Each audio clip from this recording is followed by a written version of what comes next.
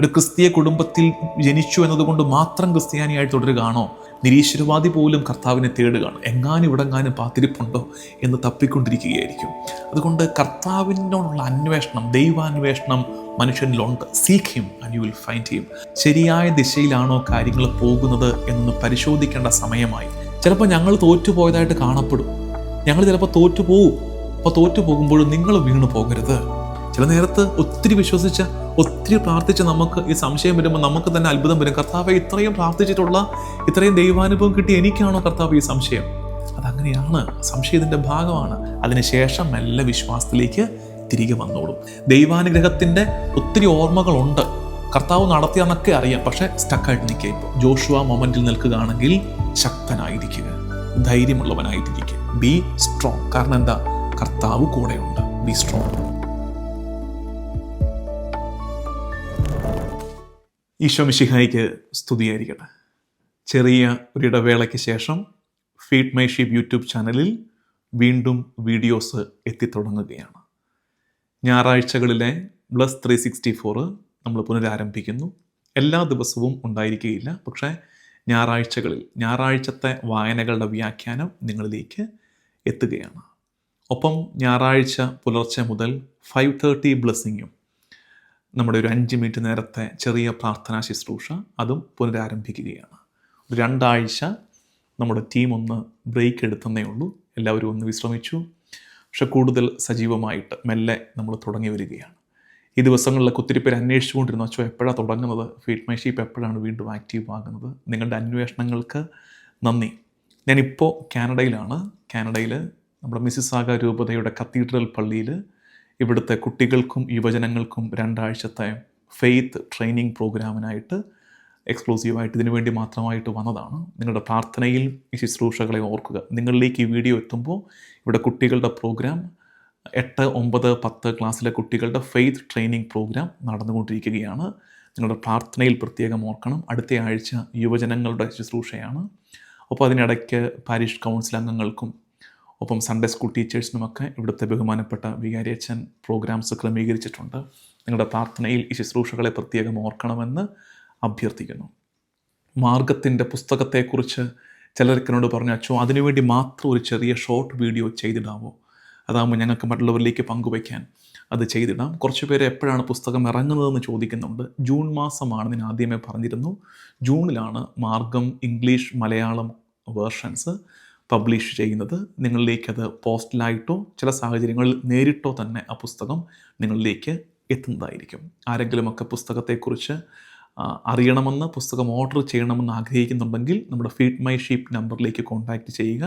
അതിനെക്കുറിച്ച് നൽകുന്ന മറ്റൊരു വീഡിയോ, ഒരു ഷോർട്ട് വീഡിയോ ഉടനെ തന്നെ നിങ്ങളിലേക്ക് എത്തുകയും ചെയ്യും. ഫീഡ് മൈ ഷീപ്പ് നമ്പർ 9847 എന്നതാണെന്ന് കൂടി ഓർക്കുക. ഇന്നത്തെ നമ്മുടെ ബ്ലസ് 364ലേക്ക് ഏപ്രിൽ 26 ഉയർപ്പിൻ്റെ 4ാം ഞായറാഴ്ചത്തെ തിരുവചന ധ്യാനത്തിലേക്ക് നമുക്കൊരുമിച്ച് പ്രാർത്ഥനയോടെ പ്രവേശിക്കാം. 4 വായനകൾ, പരിശുദ്ധ കുർബാന മധ്യേ വായിക്കുന്ന 4 വായനകൾ. ഒന്നാമത്തെ വായന ജോഷുവായുടെ പുസ്തകം 1-ാം അധ്യായം 1 മുതൽ 9 വരെയുള്ള വാക്യങ്ങൾ. 2-ാം വായന 2 ദിനവൃത്താന്തം, 2 ക്രോണിക്കിൾസ് 15-ാം അധ്യായം 1 മുതൽ 7 വരെയുള്ള വാക്യങ്ങൾ. 3-ാമത്തത് കോറിന്തോസുകാർക്കുള്ള 2-ാം ലേഖനം, 2 കൊറിന്ത്യൻസ് ചാപ്റ്റർ 13, 13-ാം അധ്യായം 5 മുതൽ 10 വരെയുള്ള വാക്യങ്ങൾ. സുവിശേഷം, മത്തായി സുവിശേഷം 28-ാം അധ്യായം 16 മുതൽ 20 വരെയുള്ള വാക്യങ്ങൾ. ഈ 4 വായനകളിലൂടെ, ഉയർപ്പിൻ്റെ 4ാം ഞായറാഴ്ചത്തെ ഈ 4 വായനകളിലൂടെ നമ്മളൊന്ന് വേഗം കണ്ണോടിക്കുമ്പോൾ ഒരുപക്ഷെ ഇതിനകത്ത് യാതൊരു ബന്ധവും ഇല്ല എന്ന് ചിലപ്പോൾ തോന്നാം. ഞാനിത് ഒരുങ്ങി തുടങ്ങുമ്പോൾ ഒരാൾ സംസാരിച്ചപ്പോൾ ഞാൻ പറഞ്ഞു ഇങ്ങനെ ബ്ലസ് 364 ഒരുങ്ങുകയാണ് എന്ന് ചോദിച്ചപ്പോൾ 2 കാര്യങ്ങളാണ്. ഒന്ന്, വനവാസത്തിന് എങ്ങാണ്ട് പോകുക എന്ന് പറഞ്ഞിട്ട് പെട്ടെന്ന് തിരിച്ചു വരികയാണോ എന്നാണ് ചോദിച്ചത്. അപ്പോൾ അത് തമാശയായിട്ട് ചോദിച്ചാണ്. 2-ാമത്തത് ത്രെഡ് വല്ലതും കിട്ടിയോ എന്നാണ് ചോദിച്ചത്. ത്രെഡ് വല്ലതും കിട്ടിയോ? അല്പം എഫേർട്ട് എടുത്തെങ്കിലും ഒരു ത്രെഡ് കിട്ടി. ഞാനത് പറഞ്ഞു തരാം, നിങ്ങളത് മനസ്സിലാക്കിക്കേ. കാരണം ഇത് ഒന്ന് മനസ്സിലാക്കി നിങ്ങളിത് വായിച്ചാൽ ഭയങ്കര രസമായിട്ട് നമുക്ക് ഈ 4 ഭാഗങ്ങൾ വായിക്കാൻ പറ്റും. ഒന്നാമത്തത്, ജോഷുവയുടെ പുസ്തകത്തിൽ നമ്മൾ കാണുന്നത് a leader stepping into uncertainty. ഒരു നേതാവ്, ആരാത്? ജോഷുവ അവ്യക്തതയിലേക്ക് ഇറങ്ങുകയാണ്. കാനാൻ ദേശത്തിൻ്റെ പടിവാതിൽക്കൽ ജോഷുവ നിൽക്കുകയാണ്. മുമ്പിൽ എന്താണെന്ന് വലിയ വ്യക്തതയില്ല, പക്ഷേ ജോഷുവ അതിലേക്ക് ഇറങ്ങുന്നു. A leader stepping into uncertainty. ദിനവൃത്താന്ത പുസ്തകത്തിൽ നമ്മൾ വായിക്കുന്നത് a nation called to return to God. ദൈവത്തിലേക്ക് തിരികെ വരാൻ ഒരു ജനതയ്ക്ക് കൊടുക്കുന്ന നിർദ്ദേശമാണ്. അപ്പുറത്ത് ഒരു നേതാവ് അവ്യക്തതയിലേക്ക് ഇറങ്ങുന്നു, ഇവിടെ ഒരു ജനത്തെ തന്നെ തിരികെ കർത്താവിലേക്ക് വിളിക്കുന്നു. ലേഖനത്തിൽ നമ്മൾ കാണുന്നത്, കൊറിന്തോസ് ലേഖനത്തിൽ നമ്മൾ കാണുന്ന പൗലോസ്ലീഹ ഈ കൊറിന്തോസ് സമൂഹത്തോട്, കമ്മ്യൂണിറ്റിയോട് ആവശ്യപ്പെടുന്നു. എന്തിനെക്കുറിച്ച് ചിന്തിക്കാനാണ്? Examine yourself, examine your faith. നിങ്ങളുടെ വിശ്വാസത്തെ പരിശോധിക്കാൻ ആഹ്വാനം ചെയ്യുന്നു. അപ്പോൾ നോക്ക്, അവിടെ ഒരു നേതാവിനോട് പറഞ്ഞു, അതിനുശേഷം ഒരു ദേശത്തോട് പറയുന്നു തിരികെ വരാൻ കർത്താവിലേക്ക്. മൂന്നാമത് പൗലോസ്ലീഹ ഒരു സമൂഹത്തോട് പറയുന്നു നിങ്ങളുടെ വിശ്വാസത്തെ പരിശോധിക്കാൻ. സുവിശേഷം എത്തുമ്പോൾ the church is send to the whole world. സഭയെ ലോകം മുഴുവനിലേക്ക് മിശിഹ അയക്കുന്ന രംഗമാണ്. അതുകൊണ്ടൊരു പ്രോപ്പർ കണക്ഷനാണ്. ഇതിനെ ഇങ്ങനെയും കൂടെ ഇതിനെ വിളിക്കാവുന്ന പേര് റിസറക്ഷൻ മൂവ്മെൻറ്റ് എന്നാണ്. റിസറക്ഷൻ മൂവ്മെൻറ്റ്, ഉയർപ്പിൻ്റെ ഒരു യാത്രയാണിത്. The journey of resurrection. അതിന് അവസാനം പറയാം, ദ ജേർണി ഓഫ് റിസറക്ഷൻ എന്നുള്ളത്. ഇതൊരു റിസറക്ഷൻ മൂവ്മെൻറ്റ് നടക്കുകയാണ്. അതിനിങ്ങനെ മനസ്സിലാക്കണം. ഒന്നാമത്തത്, ഈ ജോഷുവായോട് നമ്മളിനി ഓരോ ഭാഗവും വായിക്കും, ചില ഭാഗങ്ങൾ ഞാൻ അടയാളപ്പെടുത്താൻ പറയും. അപ്പോൾ ഇത് കൂടുതൽ മനസ്സിലാവും. ഞാൻ ആമുഖം പറഞ്ഞു തരികയാണ്. ഒന്നാമത്തതിൽ ജോഷുവ അവ്യക്തതയിലേക്ക് ഇറങ്ങുമ്പോഴും കൊടുക്കുന്നൊരു വാഗ്ദാനം, ഗോഡ് ഈസ് വിത്ത് യു. ഒന്നാമത് ഗോഡ് ഈസ് വിത്ത് യു, ദൈവം നിന്നോട് കൂടെ ഉണ്ട്. രണ്ടാമത് റിട്ടേൺ ടു ഹിം, ദിനവൃത്താന്ത പുസ്തകത്തിൽ ദൈവത്തിലേക്ക് തിരികെ വരിക. ഒന്ന്, ദൈവം നിന്നോട് കൂടെ ഉണ്ട്. രണ്ട്, നിന്നോട് കൂടെയുള്ള ദൈവത്തിലേക്ക് നീ തിരികെ വാ, റിട്ടേൺ ടു ഹിം. മൂന്നാമത്തത്, എക്സാമിൻ യുവർ ഫെയ്ത്ത്, നിങ്ങളുടെ വിശ്വാസത്തെ പരിശോധിക്കുക ലേഖനത്തിൽ. നാലാമത്, go into the world. ഇതാണ് ഉയർപ്പിൻ്റെ യാത്ര. ദൈവം നിന്നോട് കൂടെ ഉണ്ടെന്ന് തിരിച്ചറിയണം, ആ ദൈവത്തിങ്കിലേക്ക് നീ തിരികെ വരണം, നിന്നെ തന്നെ നീ പരിശോധിക്കണം. നാലാമത്, ലോകത്തിലേക്ക് ഉയർപ്പിൻ്റെ സന്ദേശവുമായി നീ ഇറങ്ങണം. ഇതാണ് റിസറക്ഷൻ മൂവ്മെൻറ്റ്, ഉയർപ്പിൻ്റെ യാത്രയാണ് ഇന്നത്തെ 4 വായനകളിലൂടെ നമ്മൾ കാണുന്നത്. ഒന്നാം വായനയിലേക്ക് പോകാം. ജോഷുവായുടെ പുസ്തകം 1-ാം അധ്യായം 1 മുതൽ 9 വരെയുള്ള വാക്യങ്ങൾ. ജോഷുവ 1-ാം അധ്യായം 1 മുതൽ 9 വരെയുള്ള വാക്യങ്ങൾ. ബൈബിൾ വായിക്കാൻ ആഗ്രഹിക്കുന്നവർ ഇത് വായിച്ചു നോക്കിയിട്ട് ഞാൻ ചോദിക്കാൻ പോകുന്നൊരു ചോദ്യത്തിൻ്റെ ഉത്തരം പറയണം. ഈ ഭാഗം നിങ്ങൾക്കറിയാം. ജോഷുവ തുടങ്ങുന്നത്, ആ സാഹചര്യം എന്താ? മോശ, അതുവരെ ഇസ്രായേലിനെ നയിച്ച മോശ മരണമടഞ്ഞു. മോശ മരിച്ചു. ഒരു ത്രഷോൾഡിൽ നിൽക്കുകയാണ്. വാഗ്ദാനത്തിനും വാഗ്ദാന പൂർത്തീകരണത്തിനും ഇടയ്ക്ക് നിൽക്കുകയാണ് ജോഷുവ. അതായത് ത്രഷോൾഡ്, കവാടത്തിങ്കൽ നിൽക്കുകയാണ്. പുറകിൽ വാഗ്ദാനത്തിൻ്റെ നാളുകളായിരുന്നു ഇത്. കാനാൻ ദേശം വാഗ്ദത്ത ഭൂമിയായിരുന്നു. വാഗ്ദാനത്തിൻ്റെ പൂർത്തീകരണം മുമ്പിലുണ്ട്. ഇതിനിടയ്ക്ക് ജോഷുവ നിൽക്കുകയാണ്. ആ നേരത്ത് ജോഷുവയോട് കർത്താവ് സംസാരിക്കുന്നതാണ്. ഇനിയാണ് ഞാൻ തരുന്ന വർക്ക്. എനിക്കറിയാം, ഈയിടെ ഒരു ചേട്ടൻ എന്നെ വിളിച്ചിട്ട് പറയും, എൻ്റെ പൊന്നച്ചോ, അച്ഛൻ ഈ പ്രസംഗത്തിനിടയ്ക്ക് ബൈബിൾ എടുക്കുക, നോക്ക്, വായിക്കുന്നൊക്കെ പറയുമ്പോൾ ഞങ്ങൾ മിക്കപ്പോഴും കാറേ ഇരുന്ന് അച്ഛൻ ഇത് കേൾക്കുന്നത്, അതിനെ നേരം കിട്ടാറുള്ളൂ. അങ്ങനെയുള്ളവരോട് പറയാനുള്ളത്, നിങ്ങളിത് കേൾക്കുന്നത് തന്നെ ദൈവസന്നിധിയിൽ വലിയ കാര്യമാണ്. അതുകൊണ്ട് നിങ്ങൾ ഇതിനെക്കുറിച്ച് ടെൻഷൻ അടിക്കേണ്ട. ഞാൻ ഈ ബൈബിൾ എടുക്കുക, വരയ്ക്ക്, വായിക്ക്, ഉത്തരം പറയാനൊക്കെ പറയുന്നത് സമാധാനത്തോടെ സാവകാശത്തോടെ ഇരുന്ന് കേൾക്കാൻ ദൈവം അനുഗ്രഹിച്ചിരിക്കുന്നവരുണ്ടല്ലോ. റിട്ടയർമെൻറ്റിലോട്ടൊക്കെ പോയവർ, അല്ലെങ്കിൽ അല്പം ഫ്രീ ടൈം ഉണ്ട്, ഇതിന് വേണ്ടിയിട്ടുള്ള ഫ്രീ ടൈം മാറ്റി വെച്ചിട്ടുണ്ട്, അങ്ങനെയുള്ളവർക്കാണ്. ബാക്കിയുള്ളവർ നിങ്ങൾ ഒഫൻഡഡ് ആകണ്ട. നിങ്ങൾക്ക് പറ്റുന്നത് ചെയ്യുക. കർത്താവ് ഹൃദയമല്ലേ കാണുന്നത്, ഈ ചെയ്യുന്ന പ്രവർത്തികളല്ലോ, അതിൻ്റെ ഉള്ളിലുള്ള ഹൃദയം കാണുമല്ലോ. അതുകൊണ്ട് വെറിയിടാകരുത്. ഞാൻ ഹോംവർക്ക് തരുന്നത് ചെയ്യാൻ ഇഷ്ടമുള്ളത് ഇവിടം വെച്ച് പോസ്റ്റ് ചെയ്തിട്ട് ജോഷുവ 1-ാം അധ്യായം 1 മുതൽ 9 വരെയുള്ള ഭാഗം വായിച്ചിട്ട് തിരിച്ചു വരണം. ആ ഭാഗത്ത് ഒരു കാര്യം 3 പ്രാവശ്യം വരുന്നുണ്ട്. കർത്താവ് പറഞ്ഞു കൊടുക്കുന്ന ഒരു കാര്യം 3 പ്രാവശ്യം വരുന്നുണ്ട്. അതേതാണെന്ന് കണ്ടുപിടിച്ചിട്ട് വായോ.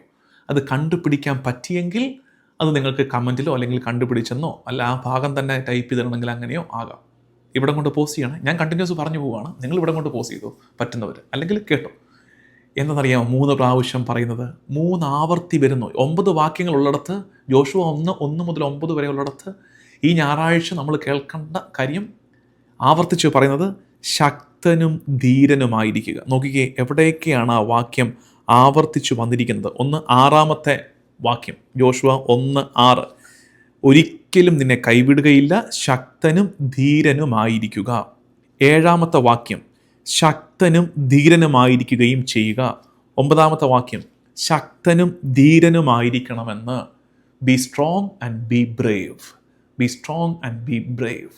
ജോഷുവായെ കർത്താവ് ഒരുക്കുകയാണ്. എടാ നീ തളർന്നു പോകാതെ ശക്തനായിട്ടിരിക്കുക, നീ പേടിച്ചു പോകാതെ ധീരനായിട്ടിരിക്കുക. ഒരുപക്ഷെ നമുക്ക് ഈ കാലത്ത് ആവശ്യമുള്ളതാ. ഒരുപാട് തളർച്ചയിൽ ഭയങ്ങളിൽ ജീവിക്കാൻ നമ്മളോട് പറഞ്ഞു തരികയാണ് ശക്തനും ധീരനുമായിരിക്കുക. നിങ്ങൾ ഓർത്തേക്കരുത് ഒരു മോട്ടിവേഷണൽ സൈക്കോളജി സ്പീച്ചാണെന്ന് വിചാരിച്ചേക്കരുത്. അതായത് ഈ മോട്ടിവേഷൻ കുത്തിക്കയറ്റുമല്ലോ ആൾക്കാർക്ക്, അത്തരം ഒരു മോട്ടിവേഷൻ അല്ലത്.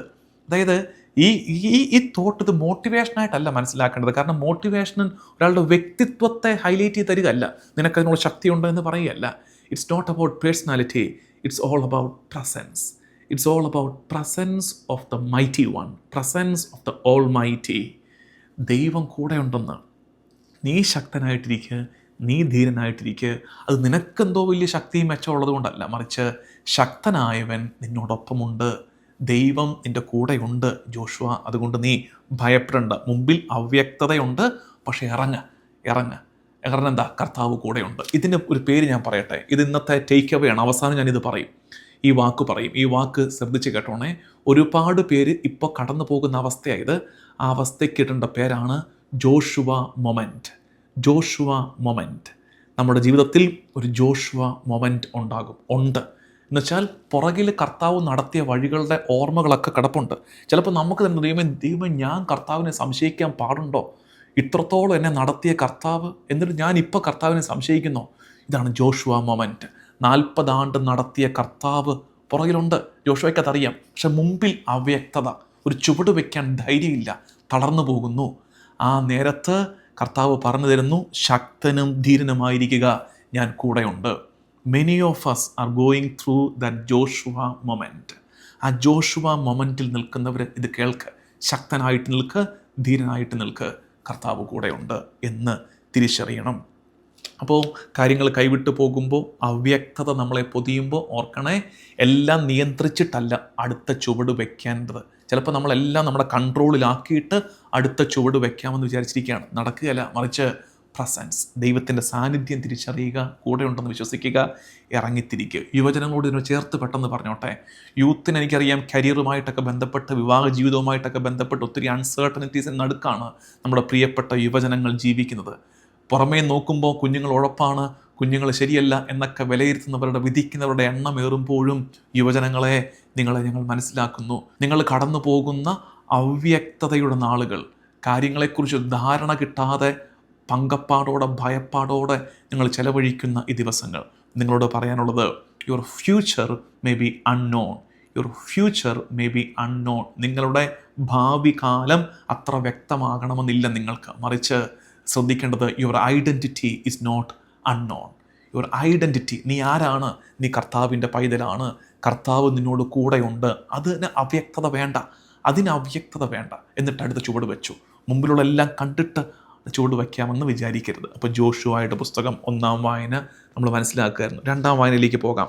ബൈബിളുള്ളവരെടുക്ക് 2 ദിനവൃത്താന്തം, സെക്കൻഡ് ക്രോണിക്കിൾസ് ചാപ്റ്റർ 15 വേഴ്സസ് 1-7. ദിനവൃത്താന്തം 2-ാം പുസ്തകം 15-ാം അധ്യായം 1 മുതൽ 7 വരെയുള്ള വാക്യങ്ങൾ. അതിൽ പറഞ്ഞിരിക്കുന്നത്, നമ്മൾ നേരത്തെ ആദ്യമേ പറഞ്ഞൊരു ആമുഖം ഓർത്തെ, a nation called to return to God. കർത്താവിലേക്ക് തിരികെ വരാൻ ഒരു ജനതയെ കർത്താവ് ക്ഷണിക്കുകയാണ്.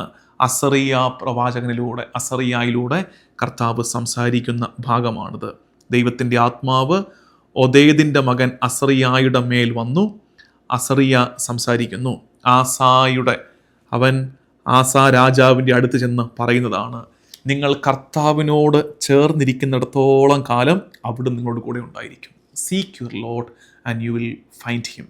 Seek your Lord and you will find him. കർത്താവിനെ തേടുക, നിങ്ങൾ കർത്താവിനെ കണ്ടെത്തും. കർത്താവിലേക്ക് തിരിയുക. 4-ാമത്തെ വാക്യം, എന്നാൽ കഷ്ടതകൾ നേരിട്ടപ്പോൾ അവർ ഇസ്രായേലിൻ്റെ ദൈവമായ കർത്താവിലേക്ക് തിരിഞ്ഞു. അവർ അവിടുത്തെ അന്വേഷിച്ചു, കണ്ടെത്തി. If you seek him you will find him.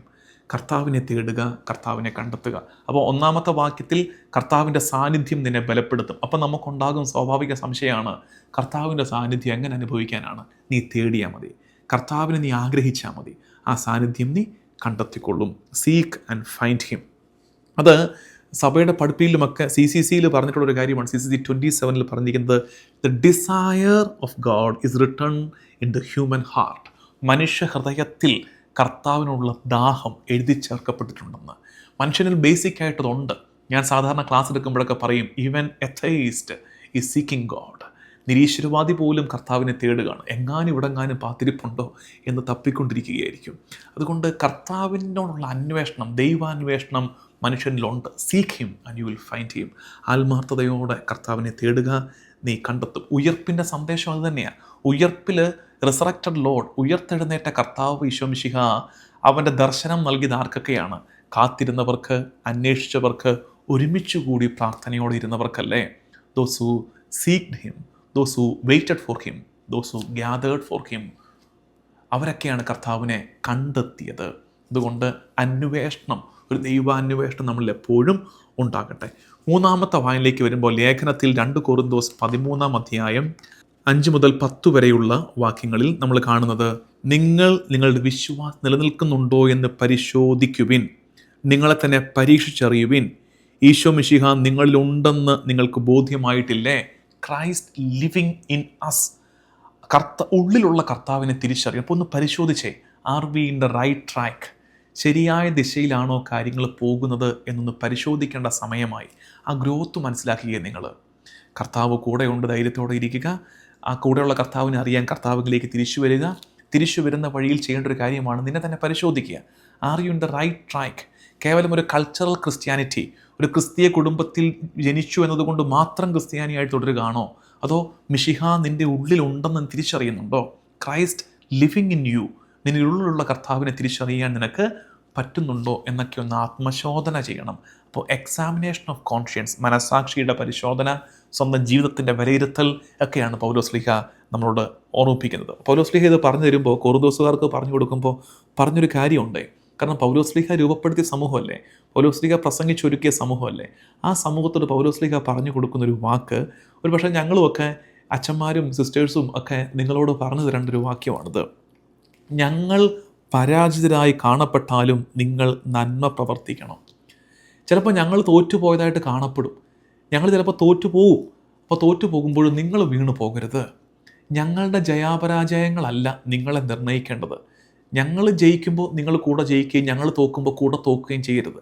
ഞങ്ങൾ വീണു പോയാലും, ഞങ്ങളൊന്ന് തോറ്റുപോയാലും, ഒന്ന് ഇടറിപ്പോയാലും നിങ്ങൾ കർത്താവിൽ നിൽക്കണമെന്ന്. ഇന്നിപ്പോൾ അങ്ങനെ ഒരു ട്രെൻഡില്ലേ, ഒരു അച്ഛൻ വീഴുന്നു, ഒരു സിസ്റ്റർ വീഴുന്നു, ഉടനെ അപ്പോൾ നമ്മൾ പറയുന്നു, കണ്ടോ അവരൊക്കെ ഇത്രയേ ഉള്ളൂ, പിന്നെ ഞങ്ങൾ ഇത്രയേ ഉള്ളൂ, ഞങ്ങൾക്കും ബലഹീനതയും കുറവുകളും ഉണ്ട്. അപ്പോൾ ഞങ്ങൾ വീടുകൊണ്ടാണ് പൗലോസ്ലീഹ എത്ര ഭംഗിയായിട്ട് അത് പറഞ്ഞിരിക്കുന്നത്. ഇതാണ് നോക്കിക്കേ, 7-ാമത്തെയും 8-ാമത്തെയും 7-ാം വാക്യമൊക്കെ പ്രത്യേകിച്ച് ഞങ്ങളുടെയൊക്കെ മനസ്സോടുകൂടി ഞങ്ങൾ നിങ്ങളോട് പറയുന്നത് പോലെയൊക്കെ വായിക്കണം. ഞങ്ങളും അത് ധ്യാനിക്കേണ്ടതാണ്.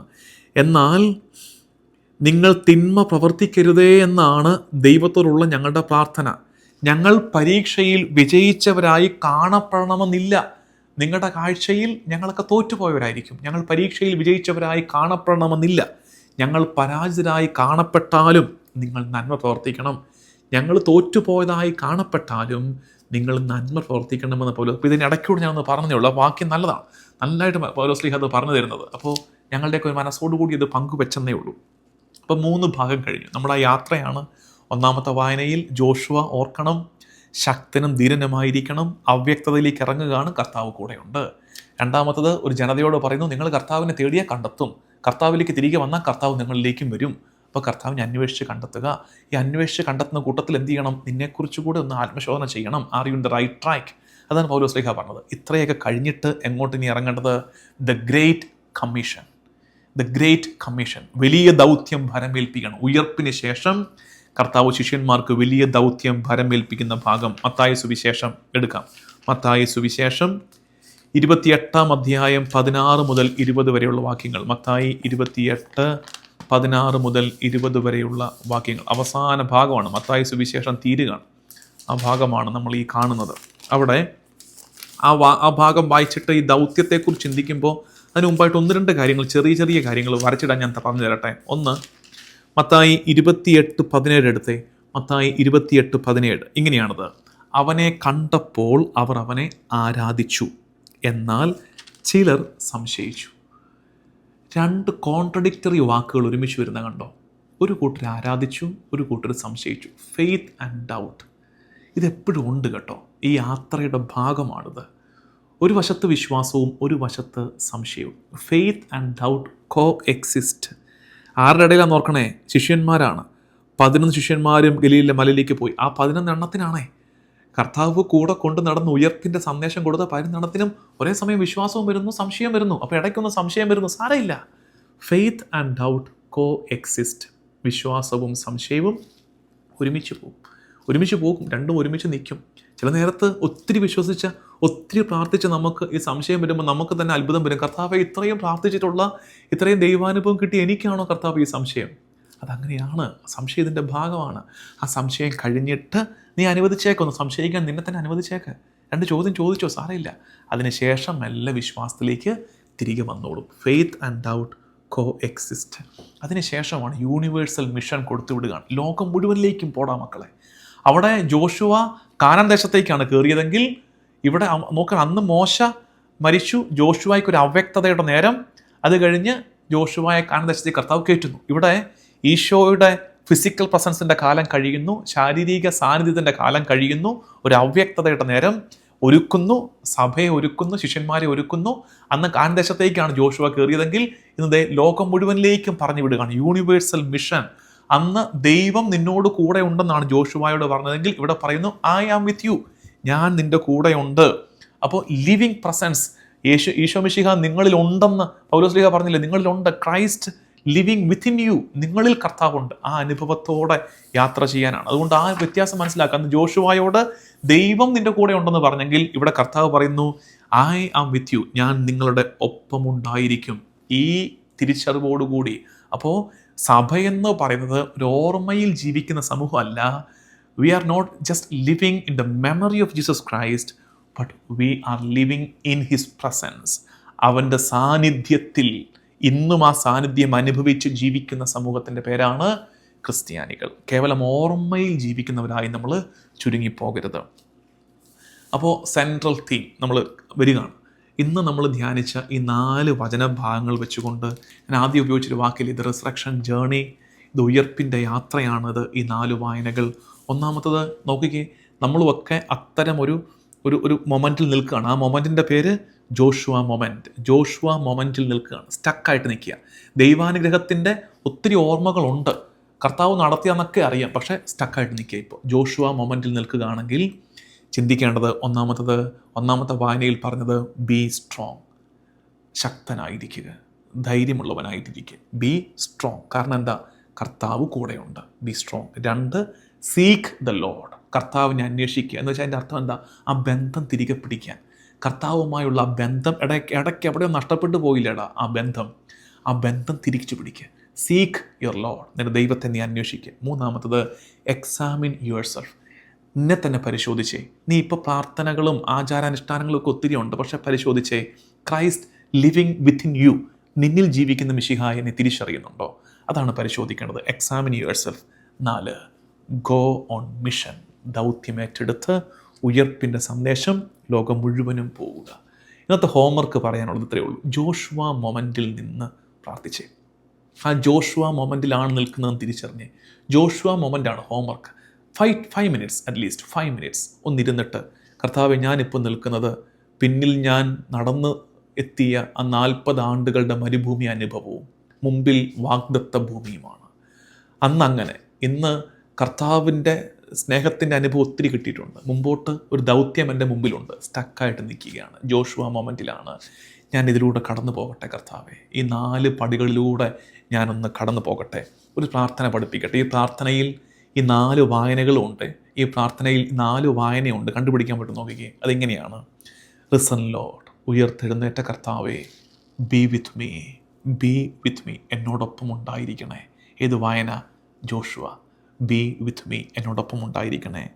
Draw me back to you, എന്നെ നിന്നിലേക്ക് വലിച്ചടുപ്പിക്കണേ. ഏത് വായന? ദിനവൃത്താന്ത പുസ്തകം. കർത്താവിലേക്ക് തിരികെ വരിക. 3, ലിവ് വിത്തിൻ മീ, എൻ്റെ ഉള്ളിൽ നീ ജീവിക്കണേ. ഏത് വായന? കൊറിന്തോസ്യർക്കുള്ള ലേഖനത്തിൽ പൗലോസ്ലീഹ പറയുന്ന ആശയം. 4, and send me to share the good news, ലോകം മുഴുവനും സുവിശേഷം അറിയിക്കാൻ എന്നെ അയക്കണമേ. അപ്പോൾ ആ പ്രാർത്ഥനയൊന്ന് പ്രാർത്ഥിച്ചു നോക്കുക. ഇത് നല്ല പ്രാർത്ഥനയാണ്. ഉയർപ്പ് കാലത്ത് നമ്മൾ പ്രാർത്ഥിക്കേണ്ട ഒരു പ്രാർത്ഥന. റിസൺ ലോഡ്, ഉയർത്തെഴുന്നേറ്റ കർത്താവേ, ബി വിത്ത് മീ, എന്നോടൊപ്പം ഉണ്ടായിരിക്കണേ. Draw me back to you, നിന്നിലേക്ക് എന്നെ വലിച്ചടുപ്പിക്കണേ. ലിവ് വിത്തിൻ മീ, എൻ്റെ ഉള്ളിൽ ജീവിക്കണമേ. And send me to share the good news, സുവിശേഷം അറിയിക്കാൻ എന്നെ അയക്കണമേ. ദൈവനാമത്തിന് മഹത്വം ഉണ്ടാകട്ടെ. ആമേൻ.